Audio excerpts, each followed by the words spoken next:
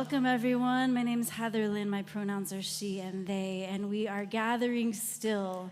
One song for buffering the live stream. So welcome to our virtual folks, our global branch. Excuse me, I will get the language correct as we practice here. So y'all in the room, if you'd like to welcome our global branch, they are online right now. So please, say hello.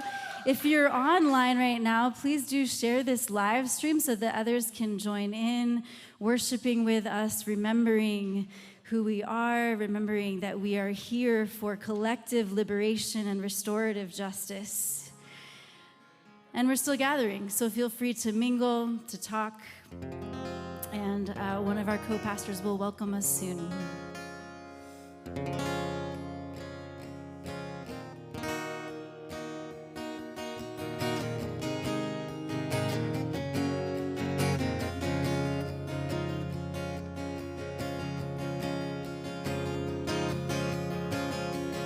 They say everything can be replaced.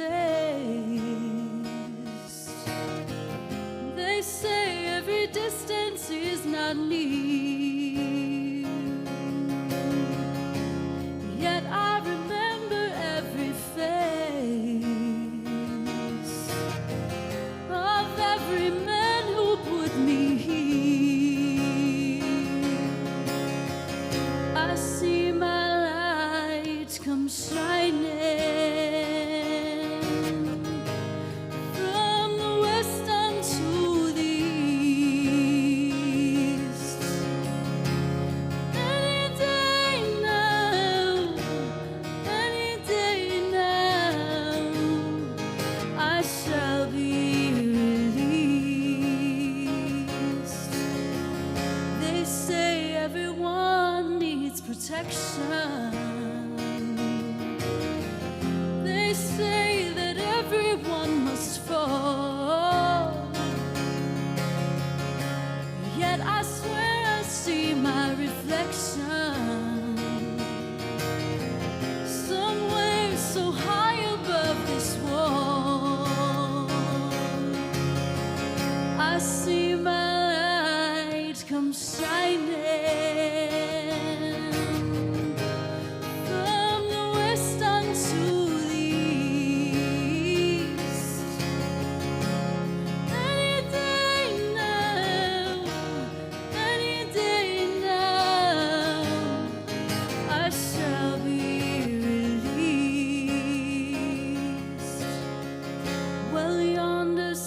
a man in this lonely crowd, a man who swears he's not to blame. Yet all day long I hear him shouting so loud. He's crying out that he was framed. I see my light come shining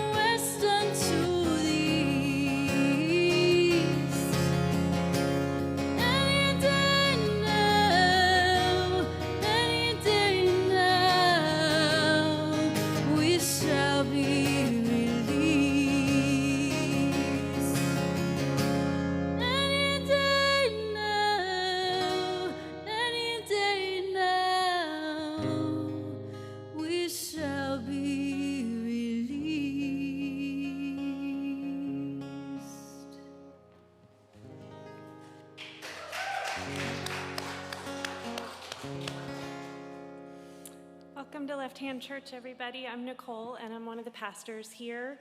First off, happy 4th of July. We promised to get you out of here in really good time for fireworks. We appreciate you sitting out that storm with us here in the chapel tonight. I was giving a lot of thought as I got to preview Paula's sermon for tonight. about what it means for me to be an American. And some of that has been complicated over the last year, but there's a couple things that I kept coming back to that I'm really grateful for. And I just thought I'd mention them before our ethos. I think the first is that this country was established by people that were fleeing religious persecution, and they intentionally created a space wide enough for diverse faith communities like this one right here. I'm also really grateful that I've gotten to live along the shining seas and the purple mountain majesties, which for our global folks is like a real and purple majestic thing here in Colorado. And it's my hope today that God will shed grace on this country and continue to shed grace on this place that we call home, and help us to remember that equality and justice must be at the center of what it means to be an American. So let's open with our ethos. If you're not familiar with it, it's on the sign right behind me. Married, divorced, and single here. It's one family that mingles here. Conservative and liberal here, we've all got to give a little here. Big and small here, there's room for us all here. Doubt and belief here, we all can receive here. LGBTQ+ and straight here, there is no hate here. Woman, non-binary, and man here, everyone can here. Whatever your grace here, whatever your race here, for all of us grace here. In imitation of the ridiculous love that Almighty God has for each of us and all of us, let us live and love without labels. Amen. Let's stand together as each is able and willing. If you're at home watching online, maybe get yourself more comfortable or present in some way. That's what standing from our seats or from our feet is, coming together with presence. I do believe. This beautiful song is based on the song of Mary, Jesus' mother. And there's a lot of verses to it, and sometimes I might cut verses if there's a lot, but it's still kind of a new song for us, so we're going to do all of them so that we can become familiar with the tune and really let this beautiful song of justice burn in our hearts. Here's how the chorus goes. My heart shall sing of the day you bring, let the fires of your justice burn. Wipe away all the tears, for the dawn draws near, and the world is about to turn. My soul cries out with a joyful shout that the God of my heart is great, and my spirit sings of the wondrous things that you bring to the ones who wait. You fixed your sight on the serpent's plight, and my weakness you did not spurn.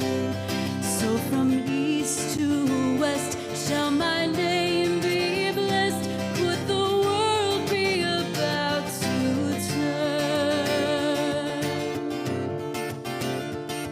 Though I am small, my God, my all, you work great things in me, and your mercy will last from the depths of the past to the end of the age to be. Your very name puts the proud to shame, and to those who would for you yearn, you will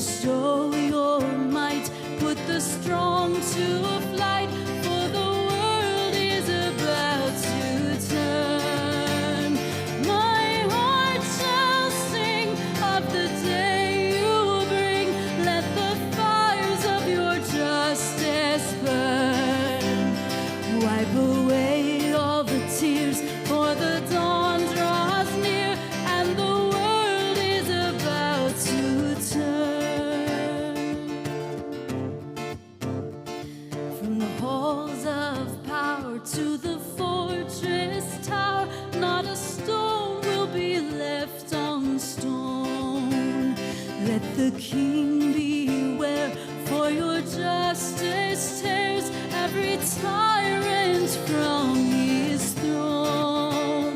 The hungry poor shall weep no more for the food they can never earn.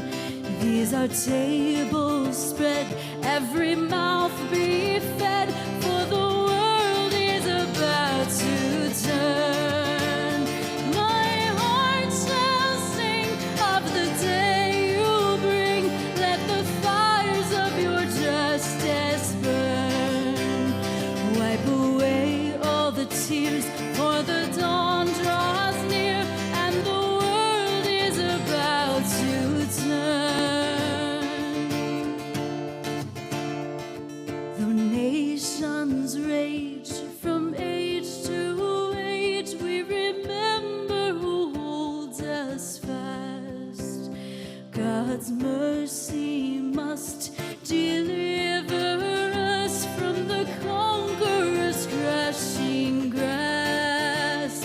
This saving word that our forebears heard is the promise which holds us bound, till the spear and rod can be crushed by God, who is turning the world around. My heart shall sing of the day you bring. Let the fires of your justice burn. Wipe away all the tears, for the dawn draws near, and the world is about to turn. My heart shall sing of the day you bring. Let the fires of your justice burn. Wipe away all the tears, for the dawn draws near, and the world is about to turn. Oh, may it be so, beloved. Yes, you can clap if you want to. I saw that. Yes, always feel free to express in the way that you're so moved, in the ways that Spirit moves you. Let's pray together. God, we're so grateful to you that you are turning the world around, and every day you abide with us to turn the things within us that need turning. Thank you for your great grace and how big it is, and we need to learn how immense it is, not only for ourselves, but for others. Help us to understand that this liberating love is truly for everyone born, of every nation, every color, every race, every creed, every gender.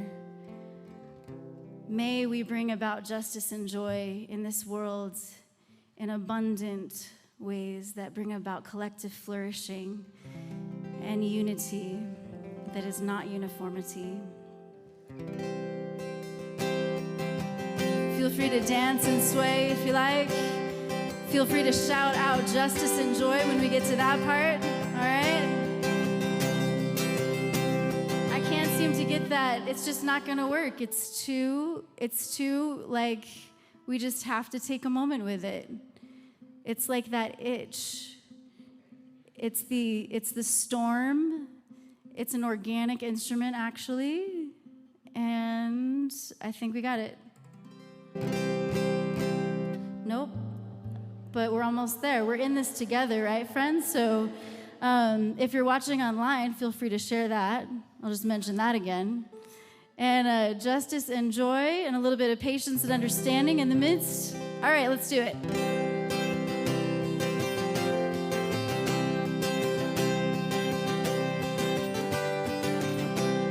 For everyone born, place at the table. For everyone born, clean water and bread. A shelter, a space, a safe place for growing. For everyone born, a star overhead. For woman and man, a place at the table. Revising the roles, deciding the share. with wisdom and grace, dividing the power for all of our genders, a system that's fair. And God will delight when we are creators of justice and joy. Justice and joy. And God will delight when we are creators of justice and joy, of compassion and peace. For young and for old, place at the table, a voice to be heard and a part in the song. The hands of a child in hands that are wrinkled, for young and for old, oh, the right to belong. For queer and for straight, a place at the table, a covenant shared and a welcoming space, a rainbow of race, of gender and color, for queer and for straight, oh, the chalice of grace. And God will delight when we are creators of justice and joy. Justice and joy. Yes, God will delight when we are creators of justice and joy, of compassion and peace. And God will delight when we are creators of justice and joy. Justice and joy. Yes, God will delight when we are creators of justice and joy, of compassion and peace.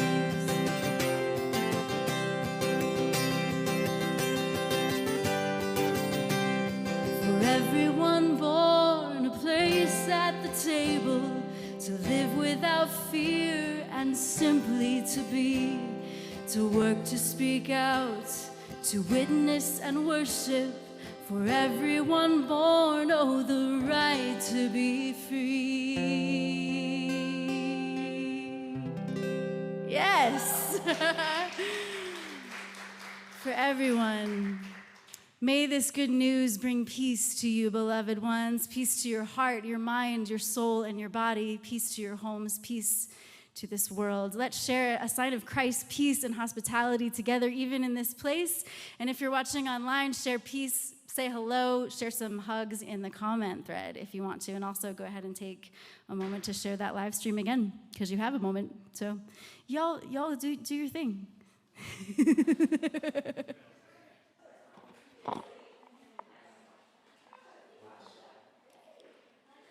So you can keep on talking to yourselves. I'm going to talk just to the virtual folks for a second.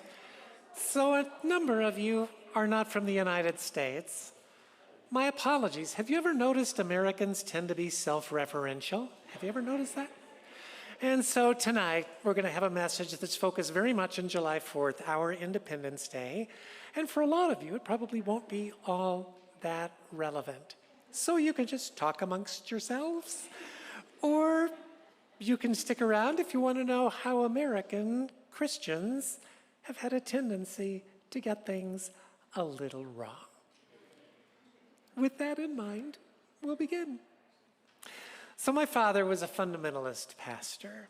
And in our particular church, as with all fundamentalist churches in the 50s and 60s, and Brenda, you certainly understand this, you went to church twice on a Sunday. No exceptions. Everybody went Sunday morning and Sunday night. Sunday morning, you had the full choir. And in my church, an organ. Sunday night, it was just my dad, the pastor, playing the piano and singing from the piano bench, leading the 80 or 90 people who were there in the evening. And about once a month, I would go to my father on Sunday afternoons. I can't believe I did this. This is how precocious I was as a child. And I would say, Dad, I'm going to sing tonight. He'd say, okay. And then in the middle of the service, right before his sermon, he would start playing and I would get up and I would sing. I was like 7, 8 years old, and I had a repertoire of 3 songs. My Country 'Tis of Thee, God Bless America, and America the Beautiful. That's it. And my favorite was America the Beautiful. And the people in the church loved it. I think half of that is because I was, 7 years old. The other half is because to fundamentalist America, America is God's chosen nation. We're going to talk tonight about how that understanding came into being, because of all nations on earth, America is actually the only one that has decided from a Christian perspective that it is in fact God's chosen nation. How did it happen? Something called the Federation of the Covenants. Don't go to sleep yet. It starts like this. God had a special relationship with the nation of Israel. It was God's first covenant or testament or contract between God and Israel. If Israel was faithful to God, God would bless the people of Israel. And one of the things God was going to bless them with was their own land, the land of Canaan. And God would bless them in defeating their enemies, the people who lived on that land, to take the land from them and turn it into their land, the land of Israel. This is the first covenant, the Hebrew Scriptures, the Old Testament. Jesus comes along. And we're told in the New Testament that there is a new testament, a new covenant, a new contract. Only the contract this time is not between God and the nation of Israel. The contract this time is between God and the church. So both times it's with God and an entity. In one case, the nation of Israel. In the other, it's God and the church. And things developed just fine for the better part of 1800 years with this understanding, that God no longer had a most favored nation. That Israel was once God's favored nation under the Old Covenant, but under the New Covenant, God's favored nation was in fact the church. So we come to the very early days of our own nation, the United States of America. And sure enough, the majority of the people who came here as Christians, and a lot of them came here searching for a certain kind of religious liberty. So in New England, particularly in Massachusetts, you had the Puritans, who had come from England, very conservative group of Calvinistic, primarily conservative fundamentalist Christians who were pretty much pushed out of England because they would not respect the Anglican Church. And they came to New England. In southern New England, it was a different group. It was the Baptists, a very conservative group of Baptists, because if you find Baptists in New England now, they are not theologically conservative, just saying. Under the direction of Roger Williams, they pretty much were what became the state of Rhode Island, also Connecticut. Then you have New York City, which was primarily Dutch Reformed. So also a very Calvinistic, very hyper-Protestant group.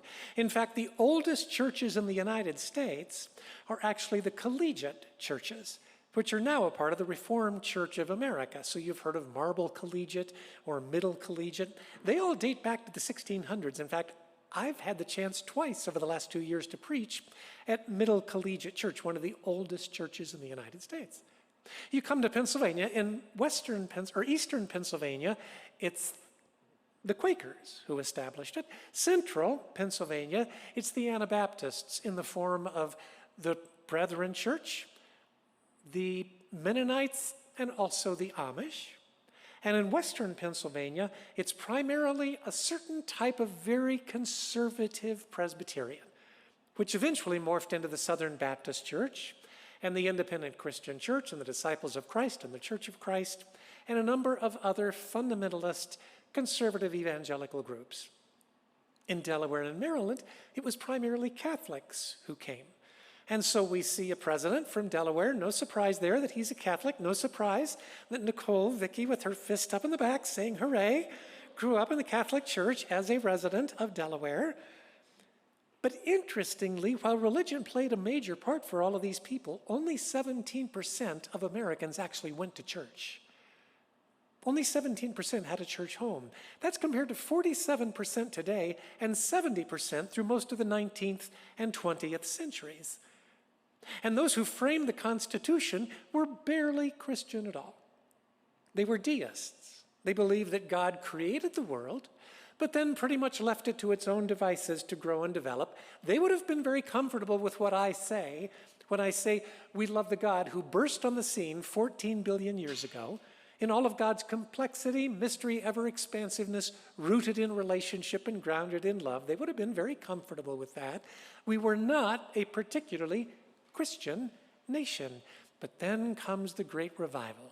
It starts on the campus of Yale University in 1792, continues until around 1860, and somewhere in that time frame, there was a theology that federated the covenants. That means it attached the covenants, it glued them together.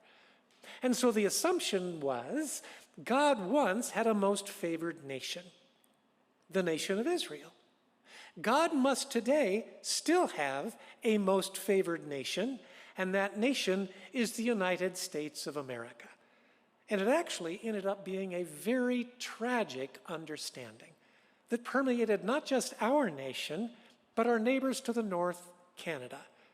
And when you believe that you are God's chosen nation, and you're reading the Old Testament as applying to you, and you're just replacing the words Israel with the United States of America, well, now you believe that God is preparing that nation just for you, that God has destined you as Christians to control that nation and to make manifest your destiny. You remember studying that in school, manifest destiny? It was a belief that God had ordained that we, Europeans, would take over our nation and would defeat all those who had been here for centuries. And the same thing was true not just of Native Americans, but of First Nations in Canada. And that's why they did not see any real problem when a Methodist minister was directing the forces that carried out the Sound Creek Massacre, because they felt like God was behind that. God had given us the instruction to defeat those who were here first and to make this nation our nation. That teaching still holds true in fundamentalist America. If you follow Colorado news, you know that just this week, Lauren Boebert, a congresswoman from Western Colorado, said that God has two chosen nations, Israel and the United States of America. This is, in fact, that misunderstanding. The truth is, God's chosen nation now is the church. So what did Jesus have to say about our relationship with the country in which we live? It's kind of interesting. The final day of his public ministry, his last day meeting with the crowds at large, the first of three final questions he was asked was about paying taxes to the Roman Empire. Should we pay taxes or not? Most Jewish people thought that they should not, because Rome had forcibly taken over the nation of Israel. So Jesus, to answer the question, says, anybody got a coin? And somebody gave him a coin. He's like, whose inscription is on this coin? They said, Caesar's. So basically Jesus said, interesting. So you're actually using the monetary system then of the Roman Empire. And by extrapolation, he was also saying, and let me think about this, you use the roads of the Roman Empire, you use the water aqueducts of the Roman Empire, so you're actually gaining benefit from the government of the Roman Empire, so yeah, you ought to be paying taxes. They were not happy with the answer. Paul said the same thing in his letter to the church at Rome in the 13th chapter. He says God has appointed government. Now, unfortunately, a lot of people read that to mean that God has appointed specific people to be in charge of specific nations. So God, they would say, was behind Lenin or Stalin or, yes, even Hitler. And those same people would say that God placed our last president, not our current president, but our last president in place specifically because that's what God does. That's a misunderstanding of Romans 13. What it is saying is that the notion and the idea of government, God says yes to, that there is a need for civilization and for government. That's basically the teaching. So then, if we're supposed to obey government, is there a time we don't? We also find the answer to that very quickly in the life of the church. Because they're preaching the gospel, and they are taken prisoner by Rome, and when they are brought before the authorities, Peter, who had preached the first gospel message, said, Well, when the day comes that you either have to obey God or you have to obey man, we will obey God. So right there, he's showing a hierarchy. If in fact what your government is teaching is in opposition to what God teaches, you will stand in opposition to your nation, and you will stand as one with God. So yes, it's fine for you to be strongly supportive of your nation as long as what your nation is teaching is in fact compatible with the teachings of Jesus. But as soon as what your nation is teaching is not compatible with the teachings of Jesus, well, now it was time to take a stand against that. And so that's why we find the church sometimes standing very much with the government and the church sometimes standing very much against government. So what is the church's job? The same as it's always been. It's to love God, love neighbor, and love self. And to agitate for a government that will do the same. So I think the highlight of the church in the history of America to date did not come until the 1960s, when the black church united with the mainline Protestant white church to bring about the Civil Rights Movement and the Civil Rights Act of 1964. I think that was a high point in the life of the church. The church joining together to say, we can change a nation to be more just for the sake of others. It's important to note, those who did that were American. Those who did that were not ashamed to fly the American flag. A lot of us now are feeling uncomfortable flying the American flag because it's been taken over by the right. And yet I am proud to be an American. I've always loved my nation. I have never returned to the United States from a foreign country where somewhere going through the mess that is having your passport read and being allowed back into the country, I have not cried to be back in the soil of my native land. So this past week, I did an interview for Colorado Public Radio. It will be on the 14th of July. They might play it again in January, I don't know. It was a 90-minute program. They boil it down to 60. It was a live show, both video and audio. It'll only be audio. And it was about my new book. And we got to the end, and Ryan Warner, who many of you here listen to Colorado Matters, talked about what are the hardest parts of your old life to your new life.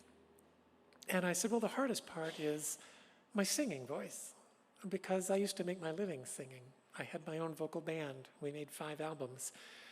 And now, if I sing in Paul's voice, not in Paula's voice. And he said, would you sing? And I said, no, I don't think I can. And then a couple of minutes later, I talked about this sermon and that song. And I started singing. Not well, very lightly. Unfortunately, that's what'll be on the air. But I began crying, and he began crying. We actually had to stop the take.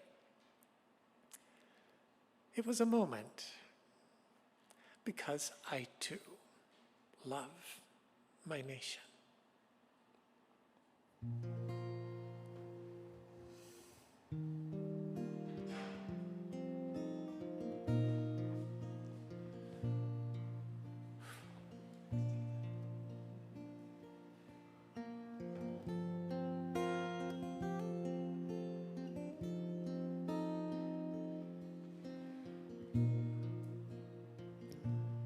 Oh, beautiful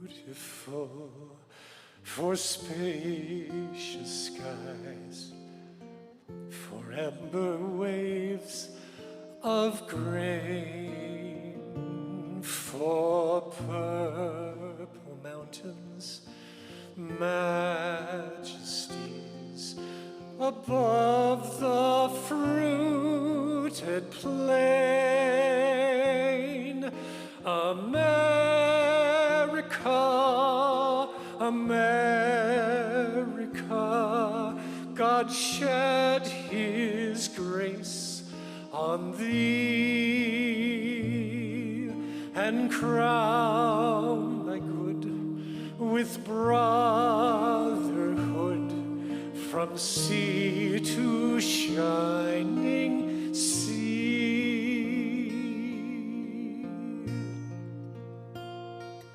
Oh, beautiful for heroes proved in liberating strife,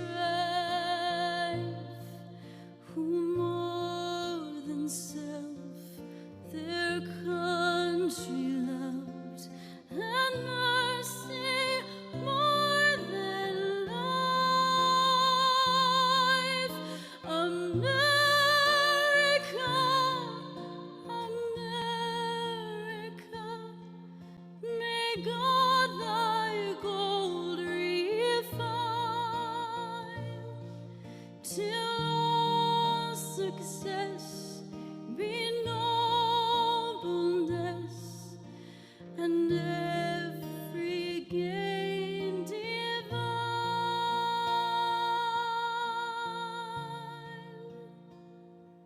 Let's give Paula a hand.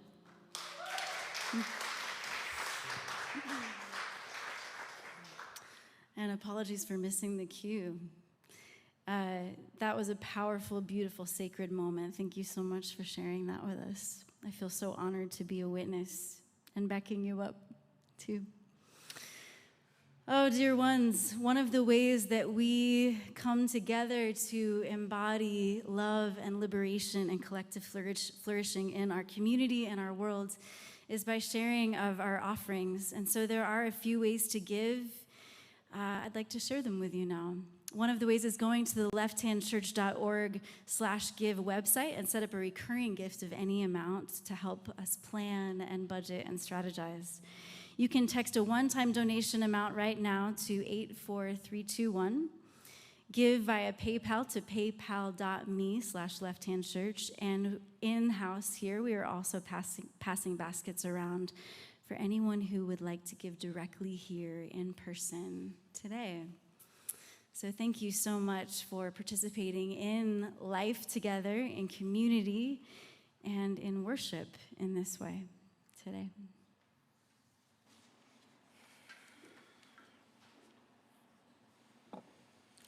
Our communion meditation today comes in part from Stephen Charleston, an author who spoke with our church book study group earlier this year. Today, amid the fireworks and the speeches and the parades, let us pause to consider the spiritual meaning of independence. It means that as human beings, we're free agents. We can think what we want, we can believe what we want, we can do what we want. The only thing is that if we want that freedom to last, we have to learn to share it with others. Otherwise, our freedom turns to tyranny or chaos. So today, at this table, we celebrate our freedom, but we also celebrate our spiritual interdependence. We give thanks to the one who trusted us enough to set us free, and we honor those many others who share and shape that freedom with us each and every day. We come to God's table tonight freely, and we come to this table to commune. We come to this table to be refilled, and we also come to remember together the freedom that was given for us. On the night that Jesus was betrayed, he sat in a room among his disciples to celebrate the annual Passover feast. He took the bread, and after giving thanks, he broke it and gave it to his disciples, saying, "Eat this and remember me."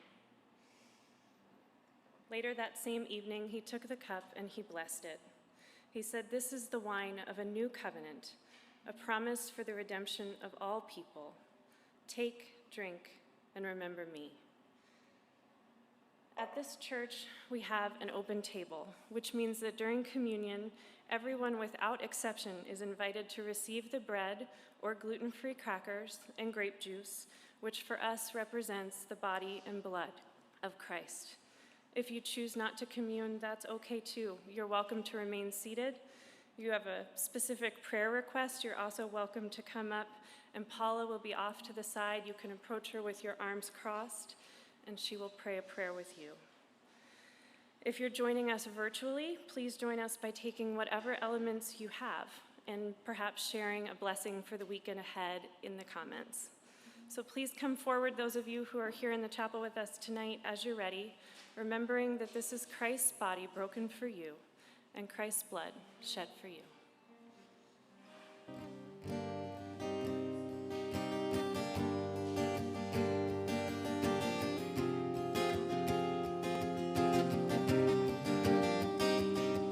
My hope's not in economy, not in wealth or in prosperity, not in promises of stability. My hope's not in possessions, not a job or a profession, not the state of corporations. My hope is not in weapons, not in guns or their protection, not vehemence, not in revenge. My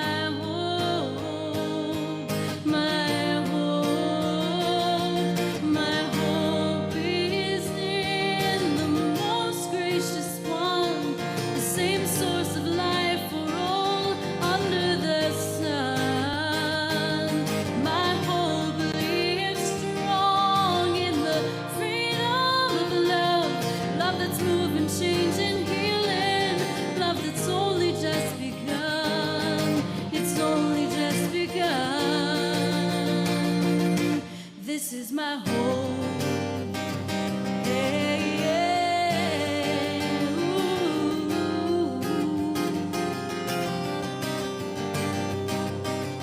My hope is not in government, not the Pope, not the president, not a party, not a candidate. My hope is not in vanity, not in national security, not even moral purity. My hope's not in religion, not in cults or their confessions, not in prophets, so-called heaven sent. My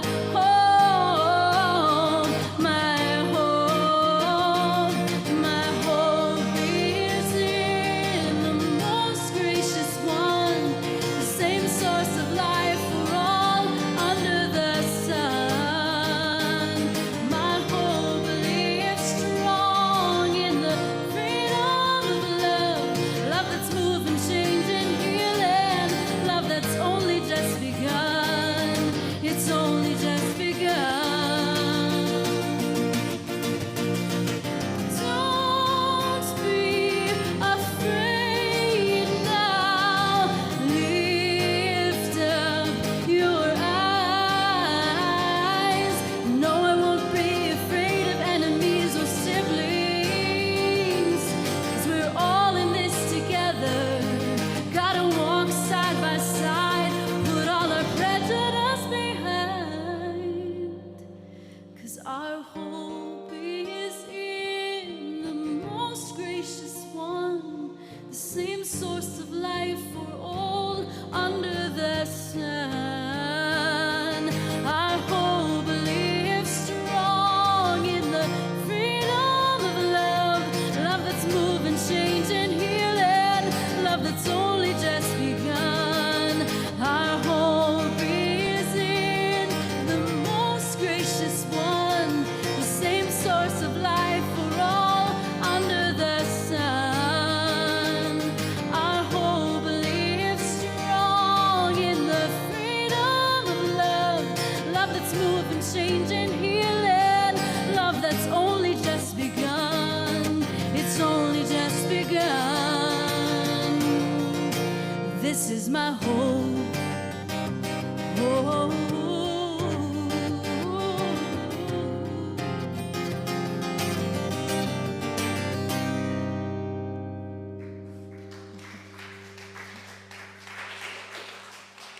Thank you.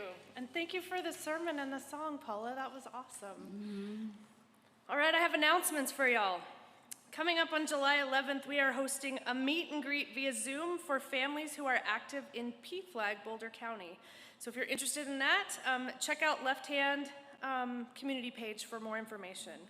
Also, save the date for July 17th at 6 p.m. for our next community dinner. We did one in June and it was super fun, so join us at Kate and John Gaddis's house for that. Again, that's July 17th at 6 p.m. And members, Backup Church Chat will be this evening starting just after the service. Please join us there, and the link will be posted to the chat for you to join that. And for everything else, please see our Facebook events page for details. That's it. Awesome. Let's stand together as each is able and willing for this song. May you, dear ones, always know a beacon that leads you home, a place of belonging and authenticity and freedom.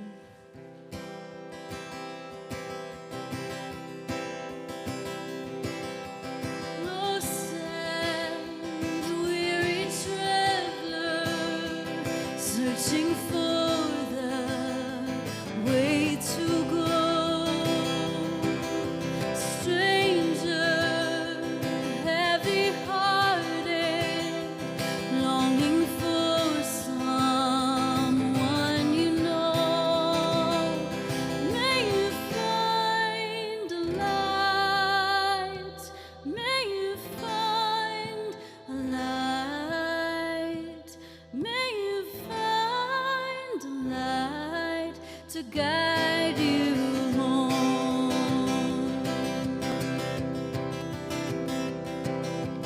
There are weary travelers searching everywhere you go, strangers who are searching, longing deeply to be known. May you find a light, may you find a light, may you find a light to guide you home. May you find a light, may you find a light, may you find a light to guide you home. Left Hand Church, it is for freedom that you are free. For collective liberation and flourishing, you are free for defying every exploitative oppression created by empire. You are free for lifting up the oppressed and drawing into the very center all who've been outcast. You are free for drawing into the heart of beloved community all who've been marginalized. It is for freedom that you are free indeed.